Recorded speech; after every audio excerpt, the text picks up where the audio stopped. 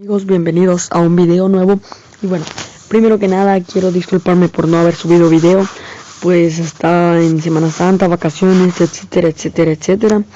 Y pues realmente no he podido subir video.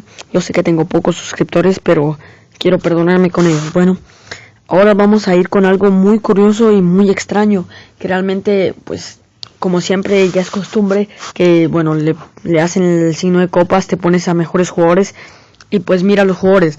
Lo que es raro es que pues ahora ha desaparecido la mayoría de los jugadores que estaban antes. Por ejemplo, Bison Dog, Sousa Lima y Smash Wi-Fi, que eran pues tres de los que solían estar aquí.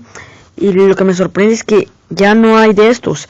Y realmente me puse a revisar aquí y pues hasta en el número 35, si mal no estoy, hay uno del clan Mega Empire. Entonces, bueno, pues es una curiosidad realmente que yo me he dado cuenta. Bueno, es el número 31, perdón. Pues es una curiosidad que realmente yo me he dado cuenta, que bueno, me ha sorprendido bastante. Y pues dije, bueno, ¿por qué no subirla? Yo creo que soy el primer youtuber subiendo esto. Bueno, espero les haya gustado el video. Suscríbanse y denle like. Y bueno, si alguien tiene información sobre qué habrá pasado con estos jugadores top, pues puede dejármelo en la caja de comentarios, o qué opinan, pueden dejármelo también en la caja de comentarios. También quiero mandarle unos saludos a mi clan, que es XX las falsas XX.